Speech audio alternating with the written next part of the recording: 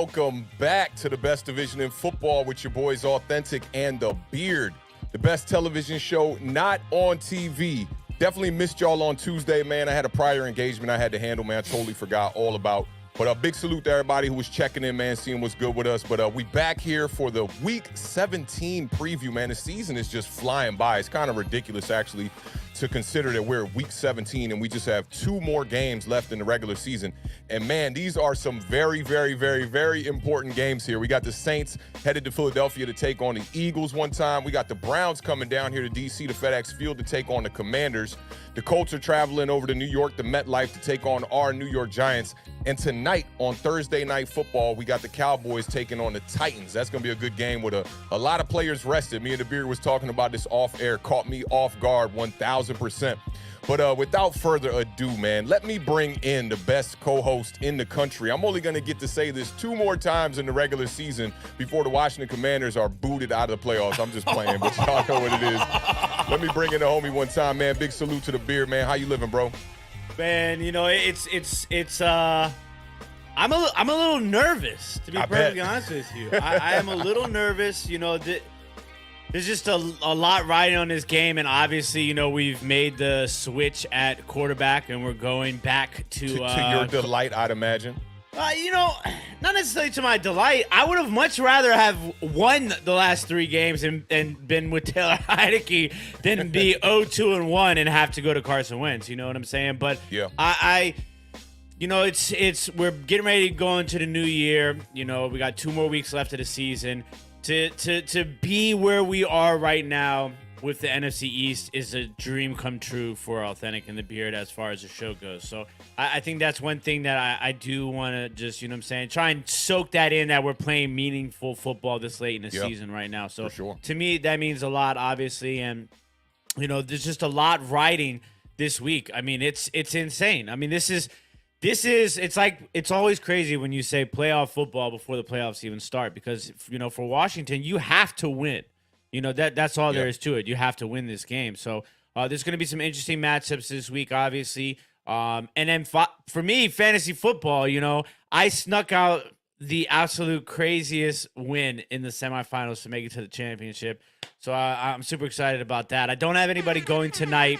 My opponent does have the Dallas Cowboys kicker, so besides that, you know, we're you know, when you were sending me all the screenshots of the score and whatnot, I thought that was in Mo's league. So I was talking with the fellas. I was like, yeah, the Beard about to clean up, and went and looked at the standings and saw you were already eliminated in that league.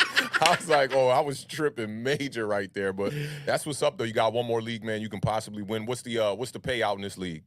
500 for the winner. That's not bad at all. I think that's it. I think it was 100 for second place. So we've already gotten our 100. I already got my 100 for second place. If I win, I get the next 400. So that's what's up, man. Well, best of luck to you, man. I know you definitely looking forward to getting that bag one time, that fantasy bag, man. It'd be 2 years in a row with some championships, so I'm pretty stoked about that, and it'll be awesome for the parlay for us to kind of, you know, have something to hold our championship bet. Oh, speaking of pointing back here, I gotta give a big shout out to my nephew. He got me one of the coolest Christmas presents. And like, I opened it and I was like a little kid. I told him, I promised him, I promised him I would give him a shout out on the show. Facts. He was like, you know, make sure you tell everybody. So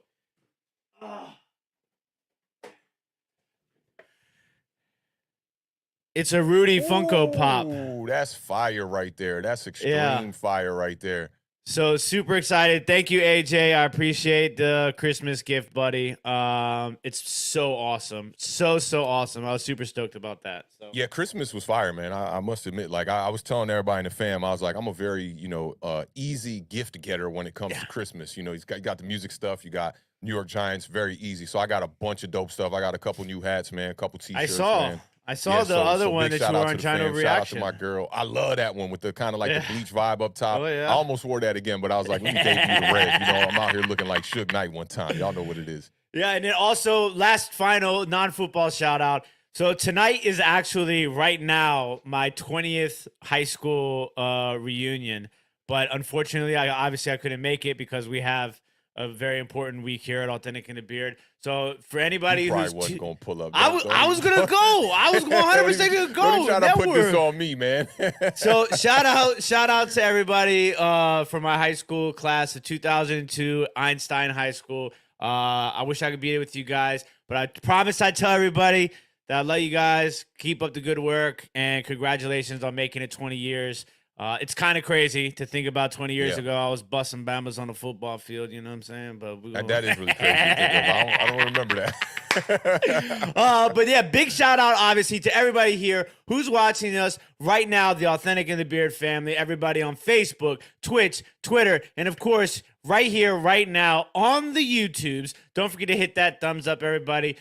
We definitely appreciate y'all being here. We're going to fly through these shout-outs really quick because we got a jam-packed schedule. We got 4 games today, and every game is very, very important, whether it's to make the playoffs, seeding in the playoffs, bragging rights, all of the above. So let me start out by saying big shout-out to our guy,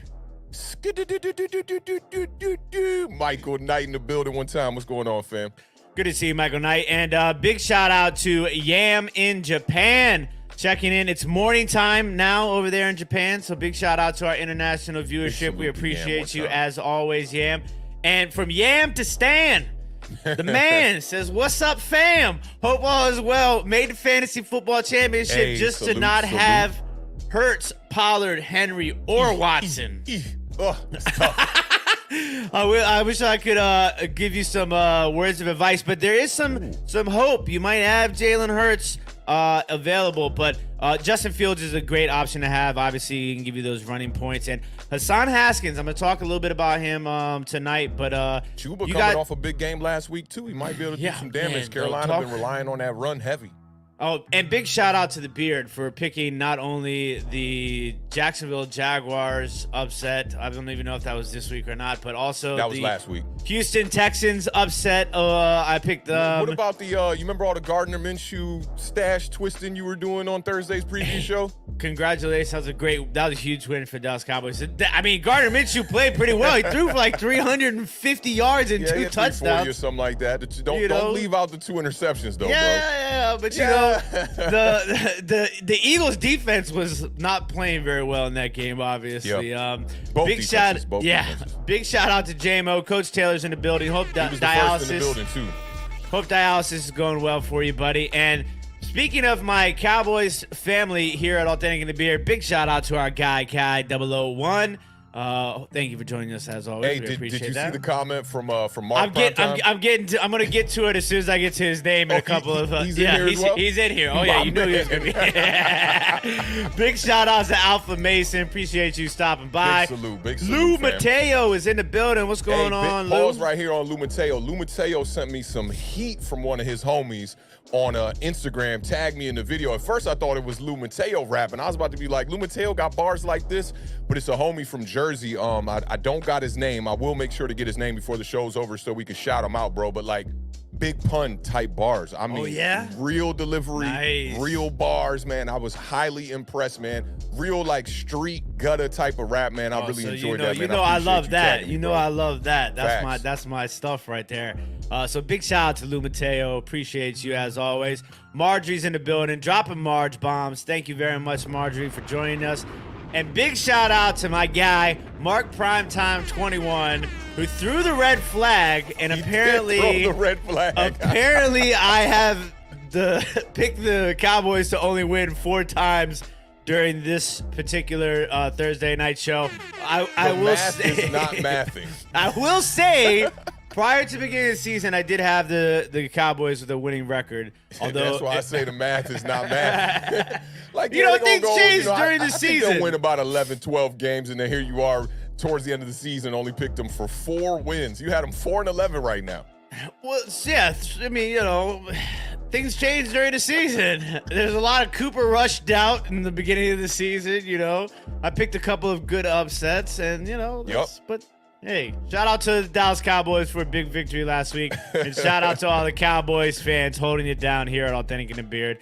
Nothing but love for you guys. And La Mamba James is in the building. Big shout out to La Mamba. Appreciate you. Big shout out joining La us. Mamba. La Mamba James was in the comments section heavy this past week.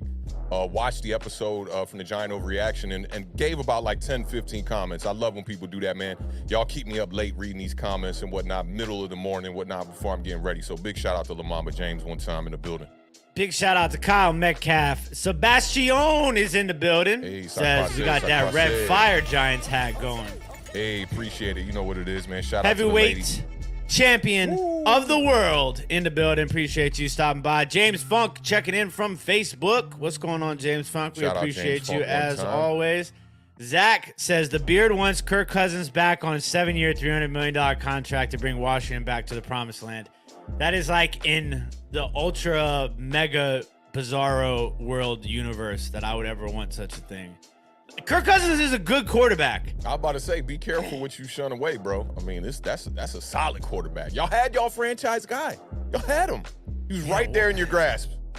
Let him go. It was like Tweety, Sylvester and Tweety. Just whoosh. Speaking of Sylvester Stallone in this new show called Tulsa King is absolutely awesome. So I suggest I you believe watch it when I see it. It already sounds like a Quantico setup right there. Nah. Into it. No. Big shout out to Kalen Dragon in the building. Mr. Mini Big Guy's shout in the out. building. BB Jones is in the Hey, building. BB Jones in the building, repping them boys. The Cowboys came out to party tonight. Oh, big Thursday shout night out football, to dog. Jersey Life 86. We appreciate you Big as shout always. out Jersey Life, yo. Big shout out to Monique. I think Monique is actually in Tennessee right now on her way to the Cowboys game. Really? Okay. Yeah, you that's what's know, up, Mo. she does these. She was trying to hit like all the stadiums in the NFL, and I remember so that. I anytime she remember gets that. a chance, she goes. So there she is right now. She's at the game, Stadium 12. So Salute. That's what's up. Shout 12 out to Monique Stadium. one time. that's pretty awesome. Pretty awesome. Big shout out to Philly Flipper.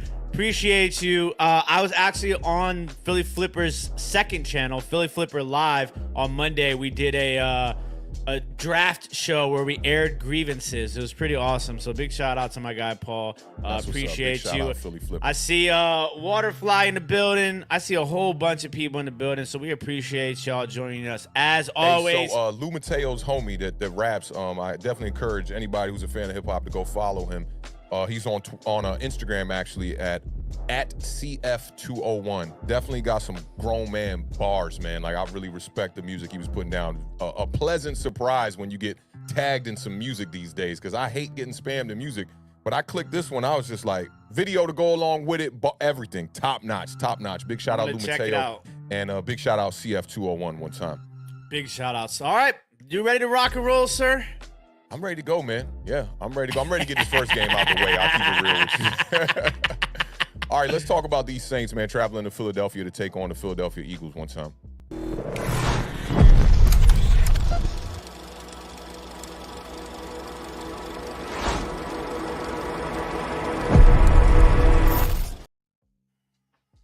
All right, man, the Saints sitting at a surprising 6-9. They've played some weaker competition, I'll say.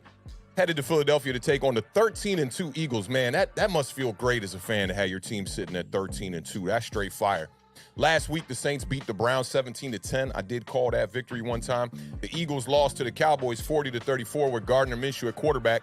This one's going to be a revenge game for safety C.J. Gardner-Johnson. He's got 6 interceptions on the season one time. That's a rookie wide receiver tongue twister right there.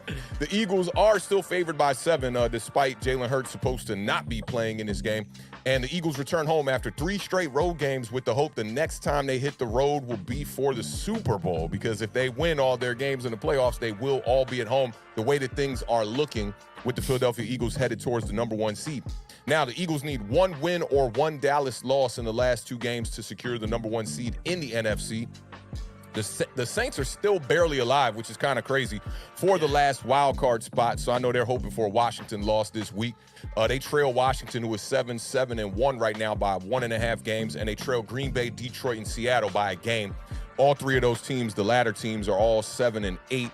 The Saints, man, it's interesting because their best player has been in struggle mode all season long. Alvin Kamara is definitely not having one of his best years. I always talk about Alvin Kamara being one of the better running backs to never have breached 1,000 rushing yards in a season, and this year he's just definitely struggling. Andy Dalton just turned 35 in October, right? And he's getting up there in age. The Eagles own the Saints' first-round pick next year, which is that is just horrible. They traded a combined 8 draft spots last year together, but the Saints are still not eliminated from the playoffs. I think if Jalen Hurts can't go in this game, it's definitely going to be a shame because the Saints are giving up a lot of rushing yards to the quarterback position this year. They gave up 82 yards to Lamar Jackson, 72 yards and a touchdown to Marcus Mariota, and 51 yards and a touchdown to a quarterback not really known for his legs that much, but rookie Kenny Pickett put up 51 and a touchdown against them. And the Saints, they've done a really good job this year of keeping games close. And it's to everyone's surprise, I would say. Not a lot of talent over there on that offense. You know, they got a bunch of young wide receivers over there, including Chris Olave. But they've had 10 one-score games. We know about the Minnesota Vikings. We talked about this on the Giant Overreaction on Monday. They lead the league with 11 one-score wins, actually, this season. The Saints have had 10 one-score games and two more that were decided by 10 points or fewer. Their biggest losses of the year were 14 to the Ravens and 13 to the Bengals and the 49ers. So they've played it close all year long. And I know a lot of people think that Jameis Winston, myself included, I thought that Jameis Winston would be the better quarterback moving forward for the Saints this year, but it seems like the Saints have just turned the ball over a lot less since Andy Dalton has entered the lineup. And since he took over as a starter, the Saints have just 14 turnovers in 12 games. You know, this is a formula very similar to what the New York Giants are doing. Yeah, the quarterback numbers aren't outstanding, and they're not jumping off the page as far as the statistics go, but not turning over the ball keeps you in games close, and I think that's why the Saints are still not mathematically eliminated right now, considering they're a pretty bad team. Winston was also sacked 11 times in just 3 starts. Andy Dalton has been sacked 18 times in 12 starts, and we all know how I always say this over here. A decisive quarterback is an offensive lineman's best friend, and Andy Dalton has been pretty decisive his whole entire career. Unfortunately, he doesn't have a playoff win his entire career. That surprised me because he had some good years there with the Bengals. That's pretty crazy. But last week, Dalton was 8 for 15 for 92 yards, and the Beard definitely let us notice on the parlay. He was talking about the weather over there was going to be below freezing, and it was going to be below 0 degrees, and the wind chill, and all the things you get from Tim's Weather Center on a regular basis. And I think that really hurt the pass attack for Andy Dalton just last week. But in the 4 games prior to that, and prior to the game versus Cleveland Browns, Andy Dalton had completed 71% of his passes for 8.5 yards per attempt. He had 6 touchdowns and 0 interceptions heading into that game. So as long as the weather's not too crazy for Andy Dalton, he's been playing pretty good. After having 23 turnovers in their first 11 games, the Eagles have just 3 in their past 4. And I think the takeaway is going to be a big thing in this game. But the Eagles are kind of like hitting a cold stretch here as far as the turnovers go. Now, the Beard let me know that, you know, there's still a shot that Jalen Hurts will play in this game. I don't think he's going to play in this game. I think it would be pretty smart for the Eagles to just go out there with Gardner Minshew. There's really not much on the line here. You do want to win one of these next 2 games just to solidify that number 1 spot, and hopefully Dallas doesn't get there.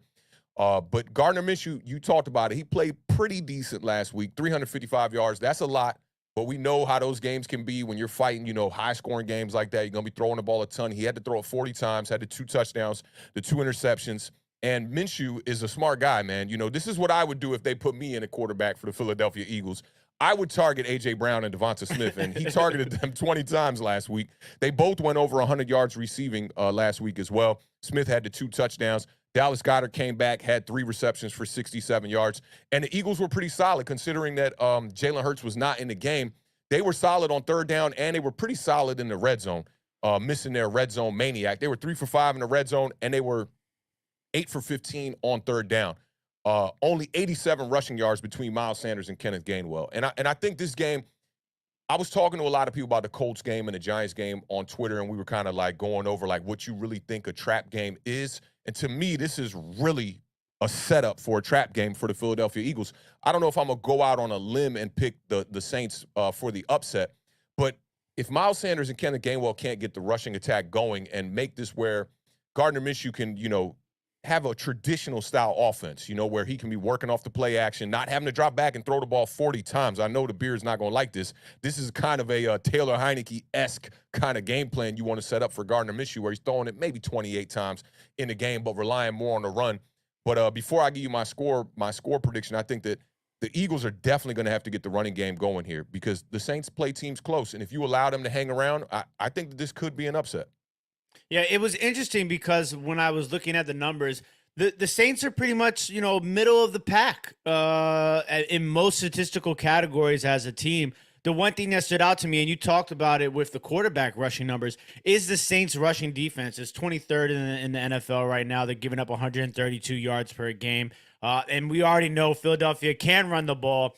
It was weird because they kind of came out the gate passing. Like it wasn't, they had a lead too in that game last week against the Cowboys, and they just never really were able to get the running game going. But I didn't really necessarily look at the exact amount of carries that were there, but I just feel like, the game got closer as the game went along. I don't know if that kind of played a role, but they didn't come out the gate running the ball. I think that's something that you'll see a lot more of in this particular matchup due to the Saints rushing defense. Philly's still fourth in the NFL in rushing yards per game, averaging 153.8 yards per game on the ground.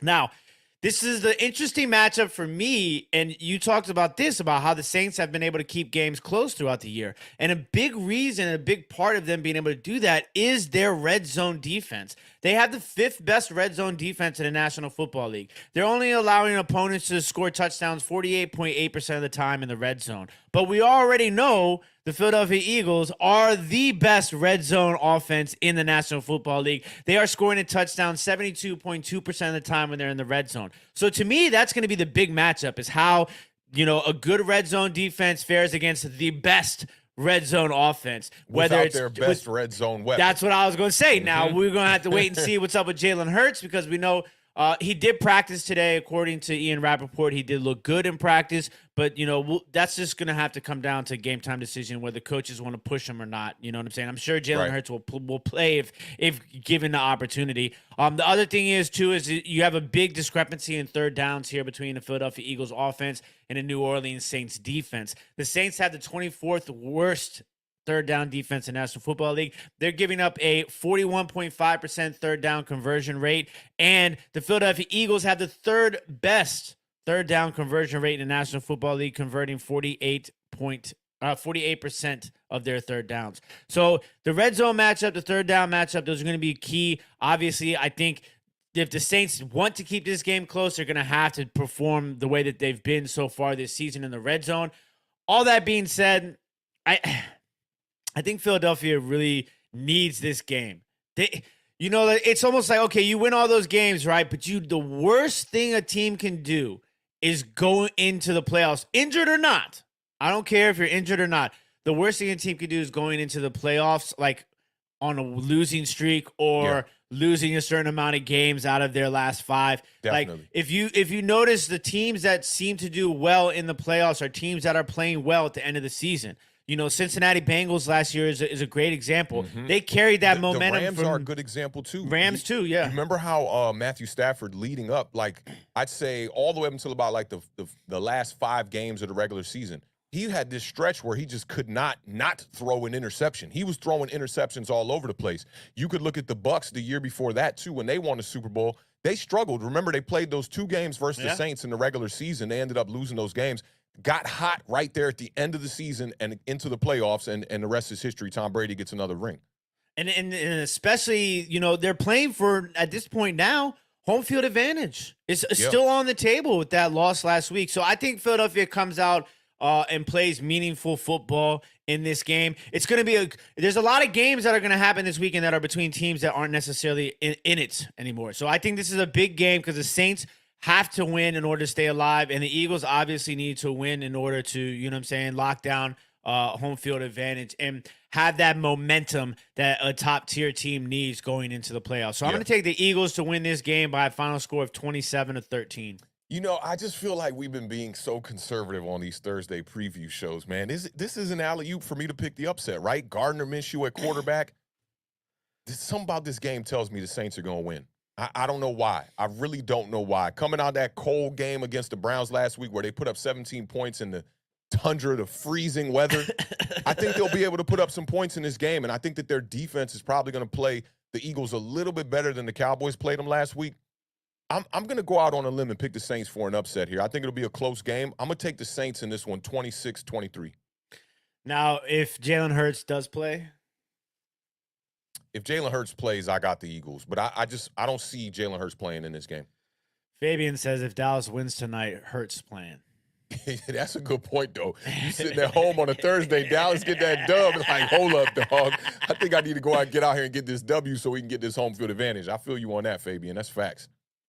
Oh, man. All right, so I got 26-23. You got the Eagles in the victory. 27-13. 27-13. Okay, that's what's up. All right, let's keep it pushing. We're going to go to the Browns-Commanders game next and see where the Beard is, where he stops. I want to talk to you a little bit about the last week's game, too, since we skipped out on the recap for Week 16. We'll get there, but let's get off into this Browns at Commanders game.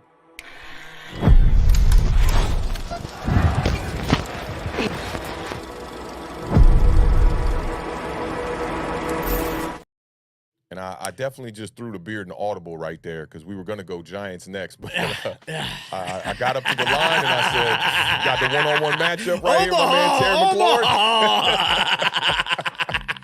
And I was hoping we weren't going to have to talk about last week's game. So, but it was a tough game. It was a tough game. It was a tough game. Matter of fact, just give me a 3-sentence assessment of last week real quick. Oh, man. It was the ghost of Christmas past. The defense giving up humongous plays that were just absolutely critical. Taylor Heineke continued his stretch of turning the ball over. He has, I want to say, either the third most or most fumbles by a quarterback, lost fumbles by a quarterback, and he doesn't even play a full season. So, the only two quarterbacks I think with more fumbles than him are Trevor Lawrence and Josh Allen. But, I mean, those guys are also good company, right? Yeah, those guys are also putting up, 40 touchdowns. So, it's just it was tough. It was tough to watch. Once again, they stuck to the run. I will say that was pretty good, but it's just so weird. Like, the play calling, it's just very weird sometimes. Like, yeah, you have the right play call, but he just doesn't seem to necessarily have the right personnel with the play call sometimes. So that was bothersome. Cam Curl being out absolutely killed us. In the 3 games, big shout out to Big Douglas, and I forgot the other guy's name that brought this stat to the attention. In the 3 games that Cameron Curl has been out, we've given up like 33 plus points a game. Oh, yeah, I did see that stat running around. I did see that. Yeah, you get a Beard 3 sentences, he's going to give you a paragraph. I thought that was 3. Wasn't that 3 sentences? Okay. All right, that's it, though. Yeah, and it's just, it was a bad game. It got ugly really fast. I turned that game off like second quarter. I ain't gonna lie. There ain't no way they're going to compete in this game. No way. Yeah, no. But the 6-9 Browns are headed to FedEx Field to take on the Commanders one time. Kickoff is at 1 p.m. Eastern Standard Time on Fox. The Commanders opened up as 2.5-point favorites. It's now at 2 with the over-under at 40. Last week, the Commanders lost big to the 49ers, 37-20. Good God, that's crazy. And Washington's defense allowed, that was a season high, 37 points. The Browns lost to the Saints 17-10. Commanders are now 7-1 and can clinch a playoff spot with a win and with losses by Seattle, Detroit, and Green Bay. So I know you're going to be rooting for those teams to all lose. Commanders can also be eliminated. So this is definitely a must-win game for y'all. Y'all can be eliminated with a loss to the Browns here on Sunday and wins by the Detroit Lions and the Green Bay Packers. Washington is 12-34-1 all-time against the Browns. But I know that looks really bad, but lately y'all have been a lot better. Dating back to 2008, y'all are 3-1 versus the Browns. I was about to say the comrades. The Commanders are currently 3-1 right now against the AFC this season. And with a win, they would total 4 wins against AFC opponents in the same season for the first time since 1991. So I know y'all are looking for that W. Carson Wentz will get the start. He's going to be replacing Taylor Heineke. He replaced Taylor Heineke during the fourth quarter in this last game against the 49ers as well. He was 12 for 16 for 123 yards and a nice little touchdown pass. A little over-the-shoulder touchdown pass. Very accurate. I did like the throw. This will be Wentz's first start since October 13th when he played Thursday night against Chicago, and you guys got extremely lucky on the goal line 3 times. Chicago Bears couldn't punch the ball into the end zone, came away with 0 points. You love to bring that up. That's neither here nor there. David Njoku said this week, we are playing to give the Commanders hell on Sunday. And I do not like that. It's weird. I kind of hope he's right because I want y'all out the way. But I also kind of want y'all to have a little bit of a path to get in as long as it's not in the way of my New York Giants. But I'll be rooting for y'all this week. I'll keep it funky. I will be rooting for y'all. And this is definitely not on the defense when it comes to the Commanders' season here. You know, a lot of the problems that have been happening here in Washington have to do with their offensive troubles that they've had this year. Total offense right now averaging 336 yards per game. That's 19th in the NFL. They're averaging 19 points per game, which is 24th in the NFL. Defensively, y'all are ranked 4th in total defense right now, only allowing 313 yards per game. Your scoring defense is 12th, and your pass defense is 7th right now. Now, I almost feel like the Browns were playing better football when they had Jacoby Brissett at quarterback, and I think Jacoby Brissett might have earned himself a job next year. We'll see what happens when I believe he's set to hit free agency, but Deshaun Watson has not been good since returning from his suspension. The NFL set it up so that his game coming back would be against the Houston Texans. There was not much promotion behind that, but that kind of failed. I feel like that was kind of a dud on their part. They probably should have just suspended him for another game because it looked extremely sleazeballish to have him come back and try. It seemed like y'all trying to gain TV ratings. But since coming back, he's had a completion percentage of 57%, a QBR of 37. He's been sacked 8 times in 4 games, only has 2 passing touchdowns, 3 interceptions, 1 rushing touchdown, and he's averaging 175 yards passing per game. And as far as their weapons go, I think a lot of Cleveland Browns fans thought that this team was going to be, in position to make a real playoff run when Deshaun Watson would come back. And it seems like their skill position players have been doing a pretty decent job. I mean, Amari Cooper, when I looked at his numbers today, pleasantly surprised, man. It was surprising, right? Yeah, I feel the same exact way. I'm like, damn, 73 receptions. And I compare that to Terry McLaurin, who we all know, like, Terry McLaurin now has been a staple for Washington of consistency throughout his career. Terry McLaurin has 72 receptions for 1,092 yards. Amari Cooper has 73 receptions for 1,004 yards. Terry McLaurin only has 4 touchdowns on the year. We know a lot of that has to do with dealing with, we'll call it, mediocre quarterback play throughout the season. But Amari Cooper's been dealing with that same kind of mediocre play at quarterback as well, and he's got 7 touchdowns. So for me, this is a very, very even matchup. But I think that the supporting cast, as far as the wide receiver weapons go for Washington, you guys have the advantage there. I mean, Jahan Dotson has 7 touchdowns on the year. Heineke and Brissett have virtually been the same exact quarterback. Both of them have a 2-to-1 touchdown to interception ratio, 12 touchdowns, 6 interceptions. Both of them are on the bench now. So we got 2 new quarterbacks coming in. You got Deshaun Watson coming in. You got Carson Wentz coming in. New blood, I guess you could call it, for both teams. These teams match up fairly even. Both red zone offenses are actually tied right now. Actually, they're 1 apart. The Browns are ranked 17th. The Commanders are ranked 18th. So for me, it's going to be about who can get to the quarterback and get a little bit of pressure on the quarterback. We know Myles Garrett, consistent edge rusher throughout his whole entire career. He's got 13.5 sacks this season. Daron Payne has 9.5 sacks this season. He's a half a sack away from 10. He will become the 2nd defensive tackle in franchise history to reach 10 sacks at the defensive tackle position. So for me, it's about who could get more pressure on the quarterback. Chase Young came back. They gave him more snaps than anybody could have anticipated. Looked fantastic. He looked good. We'll see what he brings to the table in this game. But I do think that the front is going to be very important in this game and who can run the ball better. We can't go without talking about Nick Chubb. Nick Chubb already got over 1,300 yards on the season. He's got 12 rushing touchdowns. Brian Robinson fares pretty well, too. He's got 710 rushing yards on the season on just 181 carries, only 2 rushing touchdowns, but has been a big reason why Washington has been able to control the clock and are number 1 in time of possession in the NFL right now. So I'd look for both teams to rely on the run early and then see how things can open up with the play action in the pass later. I do think that the Browns have the advantage at quarterback, despite Deshaun Watson playing pretty poorly since he's been back.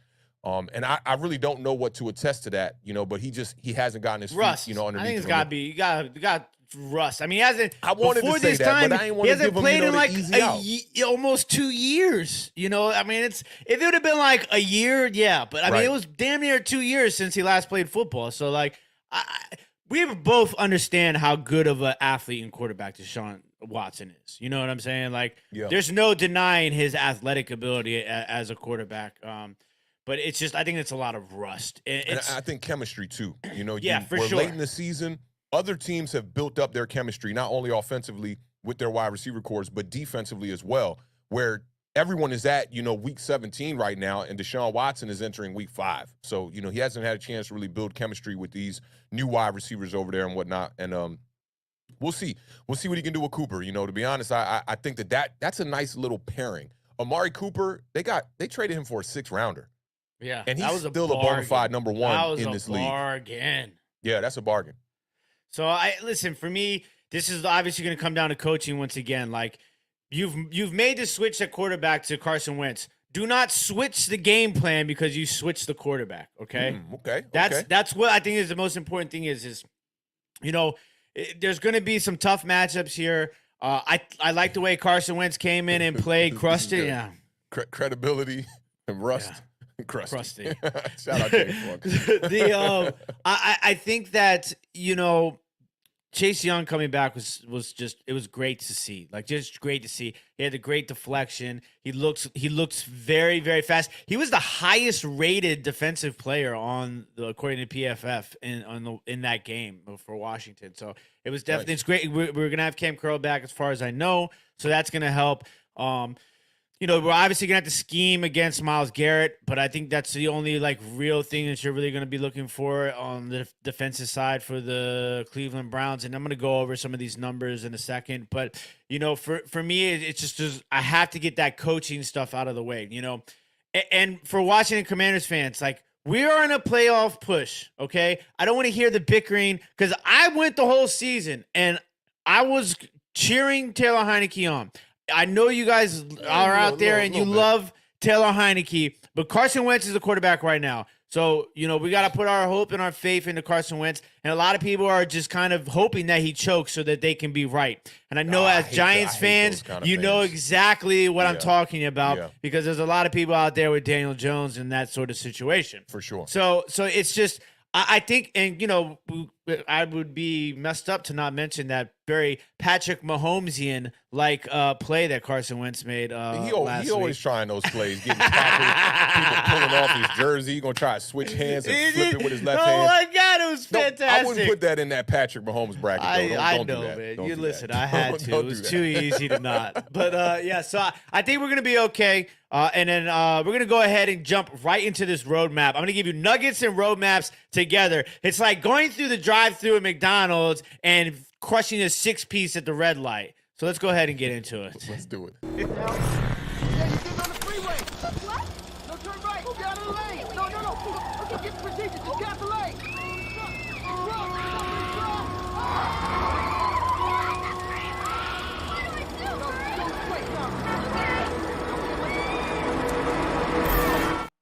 Welcome, ladies and gentlemen, to the Roadmap to Victory, unofficially sponsored and presented to you by Awthentik, the generational GPS app for your phone. All right, ladies and gentlemen, this is going to go down, and it has to happen now. We need this win, and this is how it's going to happen. Okay, you already know, ladies and gentlemen, we are jumping out the gate. Like I said, do not change the game plan. You still have to dominate the ground. You have to run the damn ball. I'm going to need 40 carries. That's the magical number this year. It's going to continue to be the magical number this year. 40 carries. Washington has the 13th best run offense in the National Football League, averaging 123.7 yards per game. The Cleveland Browns' run defense is not that good. They have the 25th worst run defense in the National Football League. They're allowing 134.3 yards per game on the ground.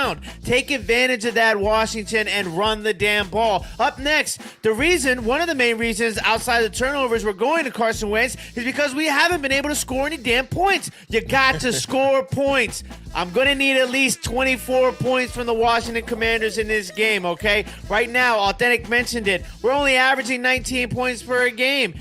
The Cleveland Browns defense, they're 21st in allowing points per game, giving up 22.9 points per game. So you got to score at least 24 points in this game.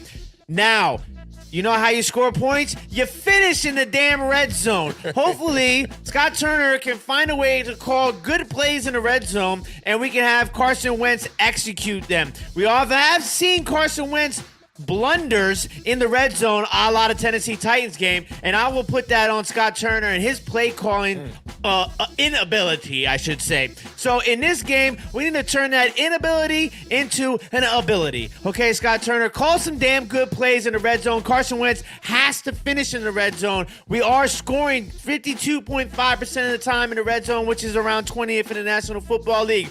The Cleveland Browns defense, though, 14th in red zone defense. They're only allowing opponents to score touchdowns in the red zone 54.7% of the time. Now, third downs. Another way to keep those drives moving, to keep controlling the clock, to finish drives, to score points. You see how this is all linked together, ladies and gentlemen? You got to do better on third downs. Offensively, we're 25th in the National Football League in third down conversions, only converting 35.5% of the time. And Cleveland Browns defense on third down is probably the best part of their defense. They are 8th in third down defense, only allowing opponents to convert on third downs 37.5% of the time. Now, you got to eliminate these penalties because these penalties have been kicking our butt. Way too many penalties. So I'm going to need less than 5 penalties in this game. You got to protect the quarterback. That means less than 3 sacks. It's going to be tough, right? You think this Myles Garrett guy is pretty damn good, but he's the only guy that they really got. The Browns only have 42 sacks on the season, if I'm not mistaken. Or no, we've allowed 42 sacks. The Cleveland Browns are 26 in sacks on the defense. They only have 30 sacks on the season. So, they're not really getting to the quarterback as much as you would think with guys like Myles Garrett and Jadeveon Clowney. But I think Clowney's going to be out for this game, so he should be okay. And then obviously the turnovers. That's what's killed Taylor Heineke. It killed us last week, and the week before that, and the week before that. We have an 11% turnover rate, which is the 17th highest in the National Football League. So we're gonna have to find a way to not turn the ball over with Carson Wentz in this game. And then obviously I talked about the big plays. You're gonna have to eliminate those big plays. Nick Chubb is a guy that can break one. Amari Cooper is a guy that can beat you deep and put up some big plays. So you have to eliminate those big plays. Do not let that ghost come back and bite us. And then, last but certainly not least, do what you do good, and that's stop the run. Cleveland has the 5th best rushing attack in the National Football League, averaging 147.3 yards per game. They're going against that Washington front, which has the 13th best run defense, only giving up 114.4 yards per game. And so you got to hold the Cleveland Browns to under 100 yards rushing. That is the roadmap to victory, unofficially presented to you by Awthentik, the generational GPS app. And I will give you. You was balling. You was balling on your way there. The speed limit was 60. You was pushing it. I know we're on a tight schedule, so I'm trying my best to get through, the sections without. I had to slow down for the cameras every once in a while, but then once I got out of the view of the cameras, we was hitting it. That's how they say it too. But listen, I'm gonna take the Washington Commanders to win this game by a final score of 27-17. 27 points from the Commanders, huh? That's a lot of points. Hey, Carson Wentz is back, my guy. I see people was hating on Carson Wentz in the chat, too. This game's at home for the Commanders. The quarterback switch makes it a little bit unpredictable for me because it could go really well. It could go really bad. Yeah, exactly. I think with Taylor Heineke there, you could get some turnovers, but you could probably be able to overcome them and still beat a team like the Cleveland Browns. It's making this prediction a little bit more difficult for me. I'm going to stick with the Commanders in this one. I think it'll be a little bit lower scoring than you have it. I'm going to go – somebody had all field goals, 18-15 for Washington. I thought that was pretty good. I'm going to go 20 – I'm going to go 20-13 Washington Commanders. A win's a win at this point. Big shout out to Sebastian for the $1.99 super chat. Says Mahomes is Wentzing gone right. That is – fantastic. I don't even like that. I don't even like Wentz and Mahomes. You don't like it in the same sentence. Let's not compare Carson Wentz to Patrick Mahomes. Let's just not do it. Oh, right? Man. Big shout out to Renee for the $5 super chat. Says, fellas, salute. Made it to 2 championships. Ooh, for $1,000 each. Ooh. Need help. Pick 2 from Jacobs, Chubb, Montgomery, Algiers, or Foreman. Ooh, okay. Chuba Hubbard had a big week last week. I think you avoid Foreman. Algier, I had him on my squad late towards the year. I'm not going with him. Jacobs is tough with what's going on with the Las Vegas Raiders right now, kind of looking like they're just calling it quits. Nick Chubb, 1,000%. Okay, so pick 2. Going Nick Chubb. I know you're going Nick Chubb, right, Beard? No. You're not going Nick Chubb? No. I'm going Nick Chubb, Josh Jacobs. That would be the safe bet and probably what you should do. But I would go Josh Jacobs and David Montgomery. But make sure you check back with us Sunday morning at 11 o'clock a.m. Eastern Standard Time here at Awthentik and The Beard for the parlay, as we will be going over our fantasy football suggestions David for Montgomery. Yeah. Why would you go David Montgomery over Nick Chubb? Just curious. You want your team to win? Yeah. That's really it, right? All right, Renee. So take that with a grain of salt right there. Yeah. That advice. That's why I said check back on Sunday morning. I can't kill my own vibe right now. For 60 yards, man. Who? No Montgomery? touchdown. David Montgomery. Yeah. He had a receiving touchdown though, didn't he? He had 4 receptions. I don't know if he had a receiving touchdown or not. Pretty sure he had a receiving touchdown in that game. Who are the Bears playing this week? The Bears got the Detroit Lions. Yeah. Gonna need to pass the ball to keep up with them, or a lot of Justin Fields running. Yeah. Let me see if he sent in the super chat. So let's see if Montgomery had a receiving touchdown. That made me feel a little bit different about it. You know what I mean? I think 4 catches. That's 4 points right there. Buffalo, no receiving touchdown either. He must have got called back. Wait, are you sure? 4 for 22 yards is what I'm seeing against Buffalo on the 24th. Yeah. Yeah, that must have got no called receiving, back. no rushing. 3.9 yards per carry. He had a touchdown versus Philly on the ground and a touchdown receiving the week before. Yeah, so how many yards? How many yards did Carolina rush for last week against Detroit? 375 yards against Detroit on the ground last week. Is that what it was? Yeah, something absurd like that. I like Carolina's rushing attack, and I would tell you to go with Deontay Foreman, but they just seem like they were leaning towards Chuba Hubbard just a little bit more. Oh yeah, but what I'm saying is, Montgomery. Oh, no, I know what you're saying. The matchup for sure. So but still, Montgomery over Nick Chubb, bro. Nick Chubb's sitting on almost 1,400 yards on the season. He is a top 3 running back in the NFL. You're gonna put him on the bench with $1K each on the line. I got to give my people some realistic advice, not this optimistic Commanders nonsense you trying to throw out that's here. why I said check back on Sunday. I said, listen, all right, you should go Jacobs and Chubb, okay? Yo. But if I'm just throwing out the Montgomery thing. The matchup is a little bit more ideal than the Nick Chubb matchup. Nick Chubb, what has Nick Chubb done lately? Everything. Nick Chubb got double-digit touchdowns. He's going crazy. He's been going crazy all year. Josh Jacobs if you were going to consider Montgomery, I thought you would have took out Josh Jacobs. Because he's coming off a tough game, 15 carries, 44 yards, 1 reception. 2.9 yards per carry. It's back-to-back games for Josh Jacobs with no touchdown, not breaching 100 yards either. He's also the league leading running back in yards right now, Josh. Yeah, I don't think I would die on Jacobs and Nick Chubb before I put Montgomery in the game. That's me. I think realistically, that's probably what I would do too. Like that would put me in such a predicament if I had Nick Chubb in my. Yeah, you rooting against your team or you the playoffs. We're gonna put the best players out there. Yeah, you just said it and don't look at it. Right. We got one more too. Big shout out to Chris. Appreciate the $5 super chat. Does who should I start at wide receiver on my fantasy? Christian Watson, Isaiah Hodgins, or Jahan Dotson? Ooh, that's a tough one. I think Watson is banged up. I don't know if he's playing or not. So you have to check back on Sunday. The good thing is you don't have any of these guys playing tonight, so you can check back on Sunday. If Christian Watson is out, I'm 100% going Jahan Dotson. As much as I love Hodgins and what he's been able to do so far this year, Jahan Dotson and Carson Wentz, when Carson Wentz was playing, that was Carson Wentz's number 1 target. And you put that with the way that Jahan Dotson has been playing as of late, I think that's a no-brainer. But it also depends on what Christian Watson's injury status is looking like. It's tough. The Browns' defense has been keeping them in games lately. When you look at their last 5 games, only one team has scored over 17 points in their last 5 games. It makes me want to lean away from Jahan Dotson, who's one of my favorite players in the league. I think Jahan Dotson is going to be a guy but you're limited here. I think if all healthy, Christian Watson. I don't see Isaiah Hodgins having another big day like he had. So I'd go Christian Watson ranked number 1. If he's hurt, I'd go Jahan Dotson second.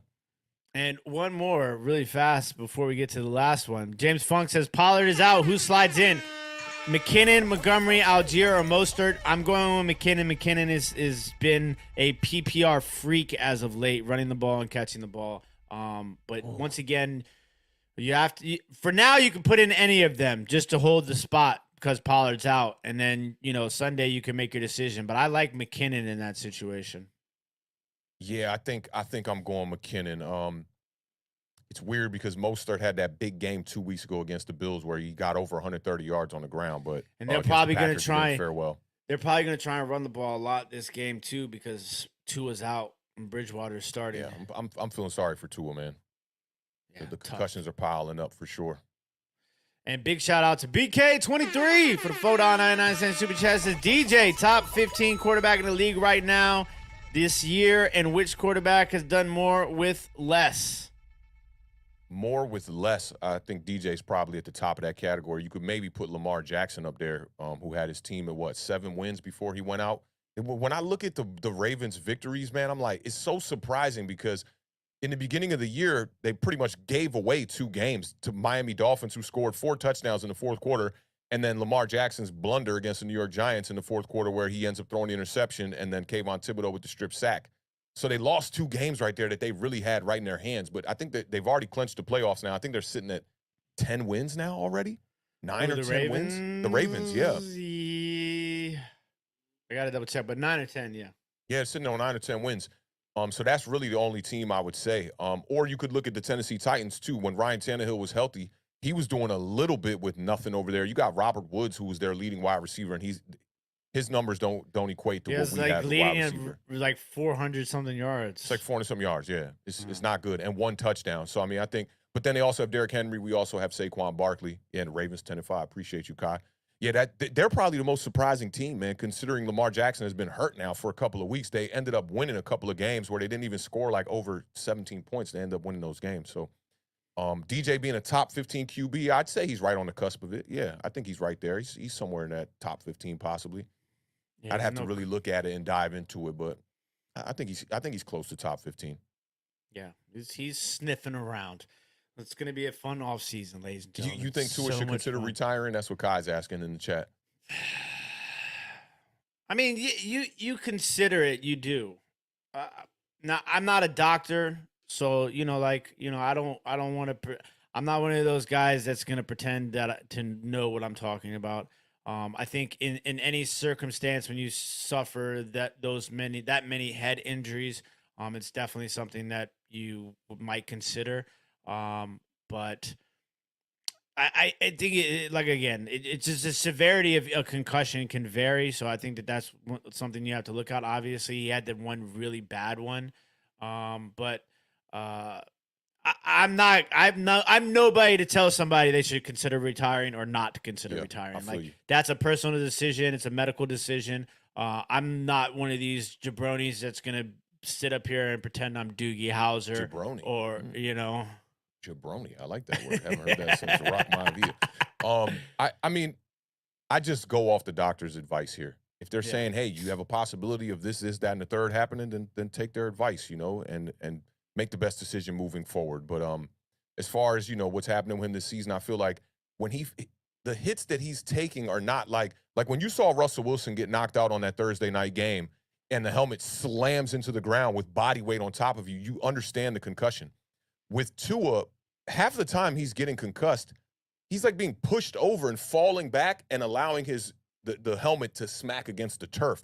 He gets those hits where it's like it almost looks like a routine type of tackle, but he's just slamming his head up against the turf. And I don't know how you can prevent that, but it's definitely something to consider. And I think you just, you talk it up with the doctors and whatever advice they're giving you, you got to go with that. That's where I think that is. All right. Speaking of DJ, you ready? Oh, yeah. I was like, DJ, you talking about the one before that? Yeah, let's get to it, man. We're going to get into this Colts at Giants bag one time. Giants are on the board with 11:16 to go here in the third. All right. Speaking of 3 sentences turning into a paragraph, I got a paragraph of notes for this Giants game. There's a lot going on here, okay? The Colts are 4-10-1. They're headed to MetLife to take on the Giants, who are 8-6-1 right now. With a win, the Giants are in the playoffs. A Seattle loss and a Washington loss, or a Seattle loss and a Detroit loss and a Green Bay loss, or a tie or a Washington loss and a Detroit loss and a Green Bay loss, and we could get in. All right, last week, the Giants lost 27-24 to the Vikings on a 61-yard game-winning field goal that hurt my whole heart fell apart during that game. The Colts lost to the Chargers 20-3. That was a primetime game on a Sunday night, I believe that was. Maybe that was Monday night, can't remember. Giants, after a 6-1 start, the Giants have now gone 2-5-1 with their only non-losses coming against the Houston Texans and your boy over there's Washington Commanders. The Colts have lost 5 straight games and have lost 8 of their past 9 games. Now, I don't even want to set up my New York Giants to say we're in position to call something a trap game because we are not a great team. We're not even a very good team. And those are things that very good teams or above got to worry about. No team should have us in position thinking about a trap game, but this is kind of feeling like it. 5 straight losses for the Colts, 8 of their last 9.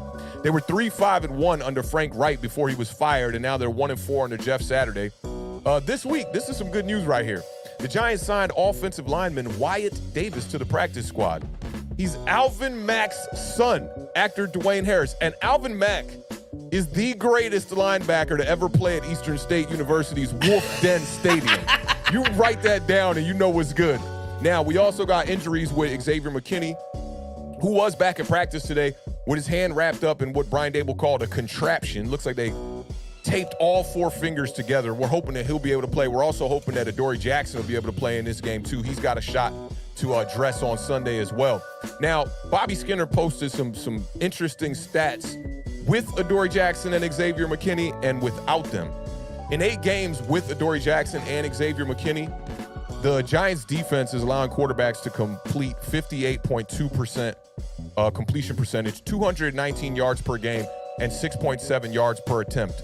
The red zone touchdown percentage is as low as 35.7 when those 2 guys are in the lineup. In the 6 games without Adoree Jackson and Xavier McKinney, quarterbacks' completion percentage boosts up from 58 to 66.8. The yards per attempt boost up almost a yard, get to 7.2 yards per attempt. 11 touchdowns, 2 interceptions, and the red zone touchdown percentage jumps up to 72.7%. So we need these guys back in the lineup for us to be able to have a great shot at making a run in these playoffs, which I feel like we already in, okay? I'm looking to the future. The Giants is already in. If they collapse, it ain't on me. Don't blame me talking about Awthentik jinx them. We in already, okay, in my eyes. I'm looking forward to it. They on the team. They got to go handle business and all that week-to-week nonsense. Me as a fan, we are in the playoffs. Now, the Colts offense has been pretty bad this year. The Colts have allowed 35.2% pressure rate this season, which is 22nd in the NFL. The Colts gain only 309.9 yards per game, which is the 5th least in the NFL. They have 44 plays of 20-plus yards, which is the 4th fewest in the NFL, and 56 sacks allowed is the 2nd most in the NFL. Their third down conversion rate is 4th worst in the NFL. They're converting at 33.5%. They've also given the ball away 30 times, which is the most in the NFL, and their turnover differential is -13, which is also the worst in the NFL. Colts quarterbacks have a 84.76 QB rating versus the blitz this season, which is 5th worst. So for me, stopping this offense should not be that difficult for the New York Giants. You got to stop that running back. We already know Jonathan Taylor is going to be out in this game with the high ankle sprain. It's going to be Zach Moss. You're going to have to find a way to stop Zach Moss, stop Michael Pittman Jr. and company. Zach Moss now in his past 2 games, 36 carries for 146 yards. That's pretty damn good. And he likes to run between the tackles. He's a back that can pretty much do it all. And the Giants defense, their weakness is against the rush. That's definitely been the weakness all year long. Michael Pittman has 90 receptions now. For 90 receptions to only have 854 yards, kind of interesting. But their quarterback play over there has been god-awful. And Paris Campbell, who struggled his first couple of seasons in the league due to injury, he's kind of came along this year, too. He's got 54 receptions for 529 yards. And we know about the deep threat, the young rookie Alec Pierce. He's been doing a great job stretching the field. He's averaging 15.3 yards per reception. So, for me, Defensively, the Giants just got to stop the run early, force the Colts to pass, give them unfavorable situations on second and third down. Don't let them get those 4 and 5 yard clips on first down with that running game. That's going to yield to more manageable second and third down and put our defense in trouble, who, while we haven't had Adoree Jackson and Xavier McKinney, has definitely struggled. Now, the game plan for Daniel Jones for me is the same as it was last week. Just do what you do. Don't try to have this outer body performance. Although last week we did not expect him to pass the ball the way that he did. He did a fantastic job passing the ball last week. It was his second game over 300 yards on the season. And, Daniel Jones, for me, it's just about do what you do as a game manager, okay? Limit the mistakes is the number one thing here. You cannot afford to turn the ball over. Go out there, game manage, use your legs. I'd love to see the Giants get back to a little bit more read option with Daniel Jones in this game. Rely on Saquon Barkley and take what's given to you in the short passing attack. You saw it against the Washington Commanders. Me and you both saw it front and center. We implemented the short pass attack in that game. You saw it kind of get extended against the Minnesota Vikings, and it opened up the deep pass with the 2 plays, one to Richie James, one to Isaiah Hodgins, both of them near the sidelines. And shout out to Kenny Golladay, who freed up Richie James on that route. I saw a lot of people trying to clown on social media and whatnot, but I think he's trying his best to do his part with limited snaps. He was only on the field for 2 snaps. But I'd look for Daniel Jones to focus on the short pass attack to be able to open up, if we need it, the deep pass attack. But I don't think in this game we're going to need that. Rely on the run. Saquon Barkley's going to need to have a big game against a rush defense that is fairly good. Now, I do think this is a very interesting matchup versus this Colts defense because they're such a hard team to gauge. The Colts coming into the year, everybody thought they were a playoff contender who was just a quarterback away. You take away the now Commander starting quarterback, Carson Wentz, and they look a lot worse. You have a banged-up Jonathan Taylor all year long, has been dealing with injury, and now it seems like the Colts are one of the worst teams in the league, sitting there with just 4 wins. Colts have the worst. They have the 3rd worst red zone defense in the league. They're allowing teams to convert 65.9% of the time. The Giants have the 8th most efficient red zone offense in the league. And I always tell people, take that with a grain of salt because when it comes to attempts per game, the Giants are ranked 25th, I believe. But they are converting at a 61.9% rating, which is really good. The Colts now, they're allowing 4.6 yards per rushing play. That's 7th best in the NFL. I know it don't really sound like that when you're allowing 4 yards per clip, but it's 7th best in the NFL. And their third down defense is 7th best in the NFL as well. They're only allowing teams to convert on 37.4% of the third downs. Now, you got to watch out for that defensive front. Obviously, you got Ngakoue out there. He leads them with 9.5 sacks, 16 quarterback hits on the season. Kwity Paye's out there with 6 sacks, 10 quarterback hits, 10 tackles for a loss in just 10 games. So that goes to show you, up front, we got to figure things out. I don't know if they're going to be moving Nick Gates to center this week or not, but Feliciano has definitely been a weak spot for this Giants offensive line, especially with the weak interior offensive line that we have with Glowinski there, who's been struggling at the right guard position, and Nick Gates and Ben Bredesen have been both splitting snaps pretty much at the left guard position, and they both look pretty good. But I do think that Feliciano has been the starting center throughout the year because he's probably the person who has this scheme down the best and the signals down the best. Whereas Nick Gates just coming into this new system for him as far as Buffalo goes, coming back off the big injury, it'd be tough for him. But I do think this interior offensive line is going to have to step up, not only in pass protection, but in the running game because we have to get Saquon Barkley going early and often. Now, another thing I wanted to focus on in this matchup is the explosive plays. And by the way, y'all are ranked 21st in explosive plays on the year. Surprised we're that high. It's not too bad and very balanced, too. It was about an even split. I think y'all had 87 explosive plays. It was pretty much split right down the middle between passes and runs. Explosive plays are defined as rushing plays that are over 10 yards and passing plays that are over 20 yards. The Giants are ranked 19th in explosive plays in the NFL right now. But this is the crazy part to me. In running plays that are explosive, they're ranked 6th. In passing explosive plays, they're dead last in the NFL right now. The Colts defense has allowed the 7th fewest plays of 10-plus yards or more in the NFL, 173 total. And the Colts also have the 7th best third down defense as well. We talked about that. The Colts defense has 43 sacks, 6th most. It's such a quiet. You remember when you were talking about the defense for the Colts being good this year, and I was kind of like, I don't know, man. I don't know. They started off extremely well, and to have 43 sacks, they got to keep their eyes on that up front. Daniel Jones did have his first game 2 weeks ago where he wasn't sacked. In 19 consecutive games, he had been sacked, and he broke that streak. I'd look for them to do a little bit more of that. Now, for the Colts, despite having the 43 sacks on the season, their pressure rate is 23rd in the NFL right now at 29.6. And they rarely blitz. They do not blitz at all. They have a league-low blitz rate of 14.7, and they try to get home with their front four. For me, that's a great matchup for this offensive line. You don't got to worry about a lot of stunts and a lot of linebackers coming in on the blitz, no safety blitzes, no cornerback blitzes, nothing that should surprise Daniel Jones for the most part. I think this is a really good matchup, but I do think it's a bit of a trap game for the Giants, just a little bit. And I think you really got to go back to limiting the mistakes here. When you look at the Vikings game, and the Vikings are a much better team than the Colts are, the mistakes that we made in that game are the reason why we lost that game. The penalties were tough in that game. The block punt, the dropped interception by Cordell Flott, the dropped third down by Richie James, the Daniel Bellinger fumble. This sounds like a 3-game stretch of mistakes. Instead, all of these mistakes happened in one game.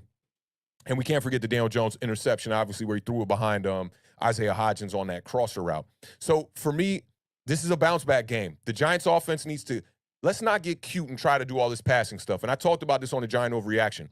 The passing attack looked the best it looked all year long in that Vikings game. Daniel Jones had 11 straight completions, and then all of a sudden, an interception comes out of nowhere. And I feel like we got a little bit pass-happy and got away from our bread and butter, which is Saquon Barkley. I don't care what anybody says, what opinions you have about Daniel Jones and about this pass attack on this offense.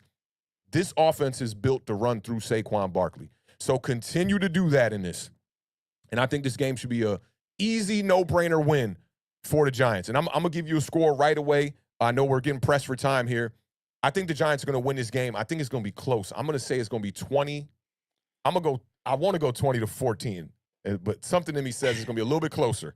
I'm going to go 20-17 in favor of the New York Giants at home. So, I mean, I was sitting here listening to you, and I'm like, man, you know, Awthentik is in his bag, the brown McDonald's bag. There's an empty nugget box in the bottom of that now. Okay, I was literally knocking them all off my list. I mean, you hit on a lot of the important points that I had. Numbers I had dug in here too. One of the other things is obviously just to kind of like piggyback on what you're talking about, the bread and butter, Saquon Barkley, that sort of situation. I mean, the New York Giants are 6th best rushing yards per game. You know, they're averaging 144.9 yards per game. And that Colts defense is giving up 122.2. That's just 20th in the National Football League. So that's a matchup that you should be able to exploit in this game. Obviously, Nick Foles looked horrible last week. I think, you know, the defense with the way that Wink runs his defense and that blitzing sort of situation, I think, you know, the matchup, all of the things you talked about, matchups favor the New York Giants. And I think it's just don't get cute, you said at one point during that, you know, and I think that's going to be it sounds cliche, right? And it's easy for people like us who are watching, but it makes so much sense. And I say this all the time. You see it so much where coaches – they overthink things. They're trying to outthink themselves to a certain extent. They get cute. And I think that in a potential trap game, those are the things you have to avoid the most. So it's just like, stick to the game plan. And I think the New York Giants have a great opportunity here. Ngakoue is a guy, though. For those of you that don't know, I have been super high on Yannick Ngakoue since he was in Jacksonville, when he was in Oakland. Now he's with the Colts. He is one of the most underrated players in the National Football League on the defensive side of the ball. He is a guy you have to keep your eye on. I think that's a matchup that could be potentially bad for the New York Football Giants, but as long as you can, you know, keep your eye on Ngakoue, you should be okay. I like the matchup for the New York Giants here. I think that they win this game 23-17.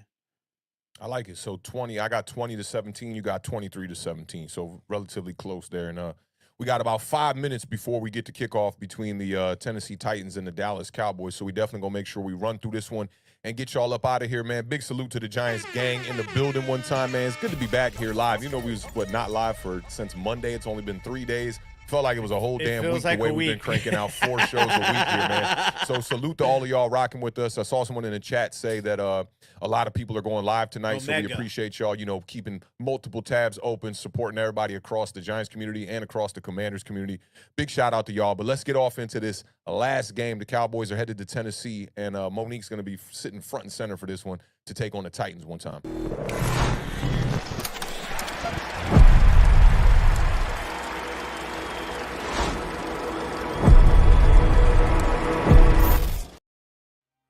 All right, Dallas Cowboys sitting at 11-4. Another surprising record when you see that. Kind of reminds me of the Ravens as well.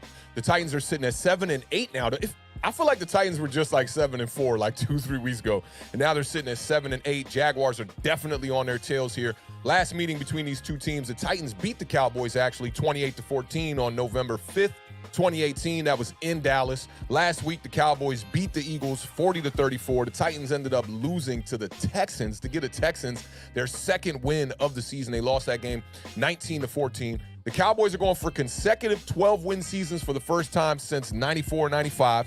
95 is also the last time the Cowboys reached the NFC Championship game, so maybe, for Cowboys fans, that's something to look forward to.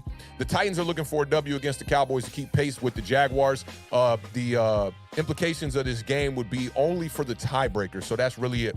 Now, for Dallas, if Dallas wins its last 2 games and the Eagles lose to the Saints on Sunday and lose to our New York Giants the following week, the Cowboys are the NFC East champions. And if that scenario unfolds, somehow Minnesota and San Francisco each lose one of their final 2 games, the Cowboys could be at the number 1 seed in the NFC. So these are a little bit of flowers for y'all Cowboys fans out there. I know my man The Beard, he's reluctant to take y'all on a hot date one time, but I'm going to take y'all on a date, and I'm going to give y'all some flowers one time. Now, there are some big injuries in this game. You got linebacker Leighton Vander Esch. He's going to miss his second consecutive game here with that neck injury. Tony Pollard has been ruled out with a thigh injury. And Micah Parsons was questionable. He has a hand injury, but he is expected to play. Titans quarterback Ryan Tannehill was placed on IR.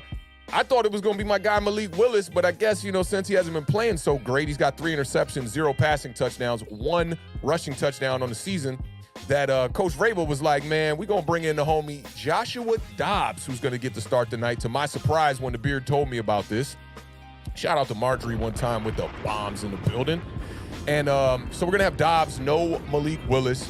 And Derrick Henry, I believe, has been ruled out. Yep. And that's very unfortunate, man. I feel like Derrick Henry is quietly having a fantastic year. On the year, Derrick Henry has 1,429 rushing yards on 319 attempts, 13 touchdowns, which is second in the NFL. He's a touchdown maniac. He also has 1,808 yards from scrimmage, which is second in the NFL. Henry has run for at least 100 yards and a touchdown in each of his past 3 games. He could have become the first NFL player to do it in 4 straight games since Saquon Barkley? Derrick Henry. I was either going to be Saquon Barkley or Derrick Henry the way you gave me the finger. I was like, this is a 50-50 shot here. Derrick Henry did it in 2019. He also needs 71 yards and 2 more rushing touchdowns to become the first player in NFL history to run for at least 1,500 yards and 15 touchdowns in 3 seasons in his career. That guy's numbers are just ridiculous. And when you look at the wide receiver core for the Tennessee Titans, you tend to understand why they keep running the ball. Me and The Beard talked about Robert Woods, who, he had a pretty big name when he was with the Rams over there for a little while, but he's their leading wide receiver this year. What's my man? Treylon Burks has been hurt for a couple of games, so Robert Woods did breach him as far as the leader in yards for them. 448 yards and 1 touchdown on 44 receptions. That's their leading receiver. So for whoever that was that asked about who was working with a worse cast than Daniel Jones, we could maybe throw Ryan Tannehill in the mix there for sure. Cowboys offense, man, they've looked really good since Dak has come back outside of the turnovers. Titans defense, man, pass defense-wise, they rank 31st in the NFL. It's them and the Vikings. It might be a field day today for It CeeDee literally might Lamb. be. It might be a field day. The Titans are giving up 279.6 passing yards per game, and Dak Prescott definitely has this offense clicking a little bit. They're averaging an NFL best 36 points. They averaging 36 points per game over their past 10 games. Prescott has 10 touchdown passes in his past 4 games, but he also has an interception in 5 consecutive games. it'll be that is the first time that's happened for Dak Prescott in one season ever. And Prescott also has an NFL high 11 picks since week 7. 2 touchdown passes shy of tying Troy Aikman, though, for second in franchise history with 165 passing touchdowns for a career. Now, we're going to need a lot of Zeke Elliott tonight. No Tony Pollard. And Ezekiel Elliott also, like, there's so many players that are having, like, quietly a really good season. And I think Zeke Elliott, with the emergence of Tony Pollard, who's been completely balling out and does have more yards than Zeke Elliott on the season, you know, Ezekiel Elliott is quietly having a really good year. He has at least 1 rushing touchdown in 8 straight games. It's a career best and the longest active streak right now in the NFL. Pollard is out, but Pollard just needs 12 yards rushing for his first 1,000-yard season. Zeke needs 171 more yards to reach 1K. I'm kind of rooting for them. Like, I'm really rooting for Zeke to put up a 100-yard game tonight. It would be kind of cool to see 2 running backs over 1,000 yards.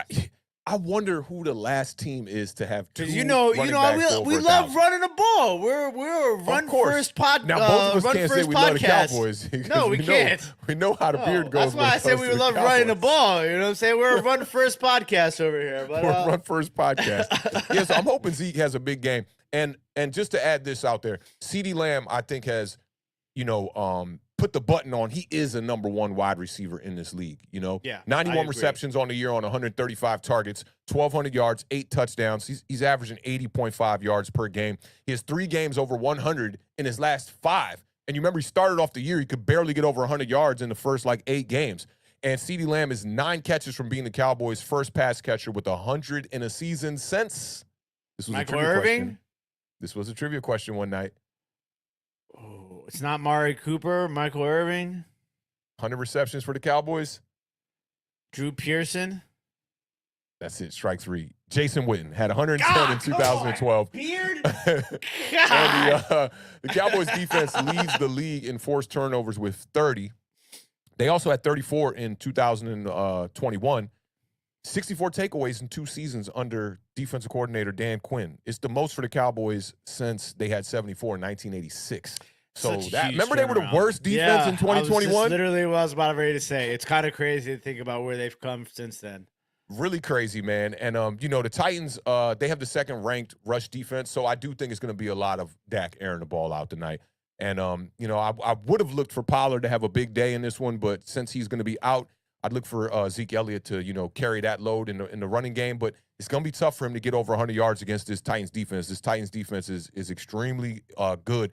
And I think it'll force the Cowboys to pass the ball.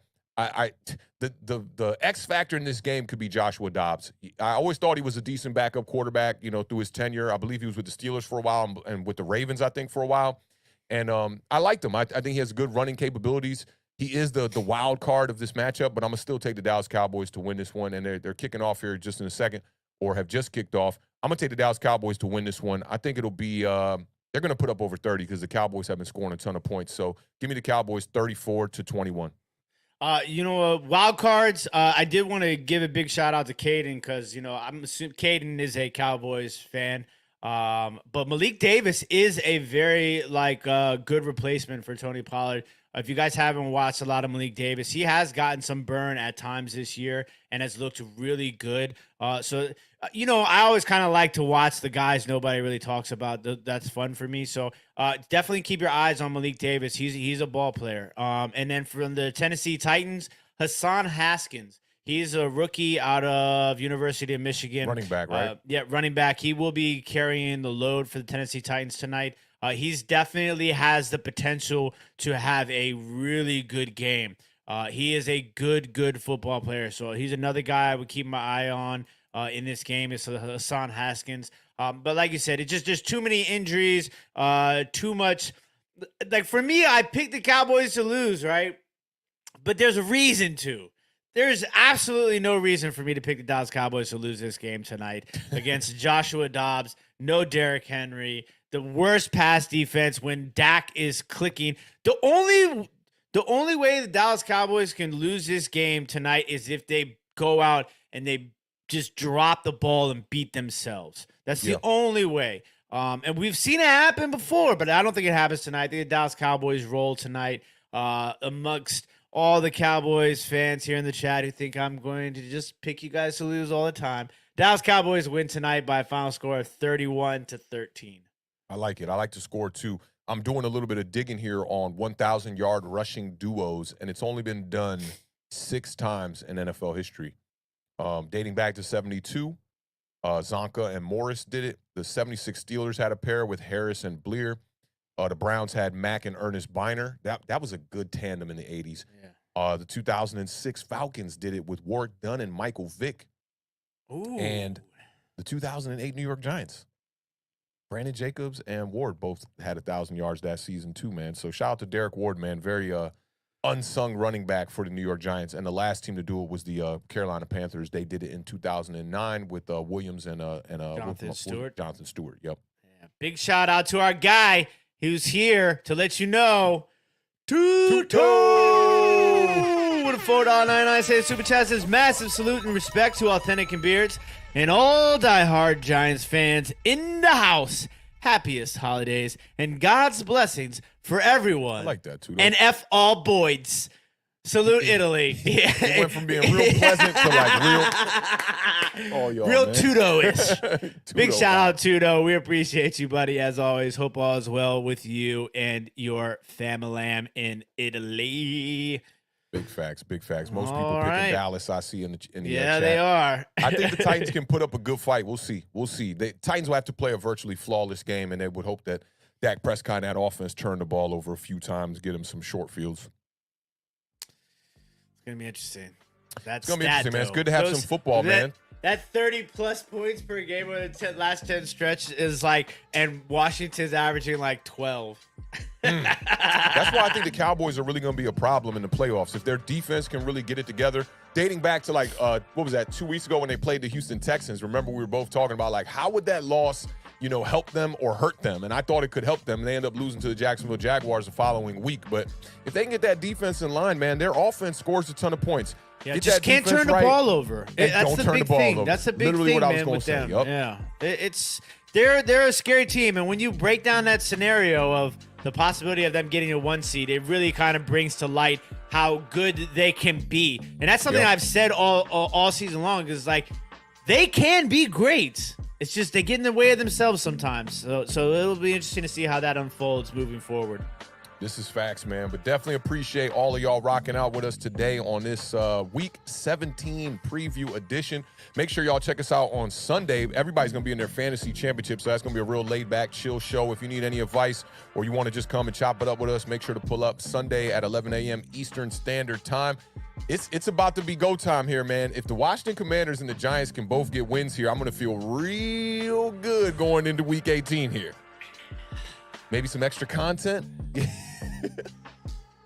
It's like you remember Anchorman when they jumped up and took the photo where they kicked their feet out to the left? Yeah, it's going to be those kind of vibes for sure, man. I'm going to be very, very, very excited, man. But again, shout out to all of y'all in the chat, all of the family rocking with us, man. We definitely appreciate y'all. It was great to be back live again today on this Thursday.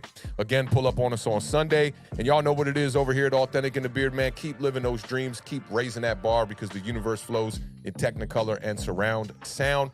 Rest in peace to the podcast GOAT, the guru, all of this, Combat Jack. Y'all be good. Enjoy your Thursday night football and hope y'all fantasy goes well. And if you got a team playing tonight, shout out to all the Dallas Cowboys fans in the chat. I wish you well. Y'all be good, man. Shout out to Tudo for that last super chat, bro. We really appreciate you, man. Big salute to the homie Tudo one time, man. We will see y'all on Sunday morning at 11 a.m. Eastern Standard Time. Y'all be good. Peace.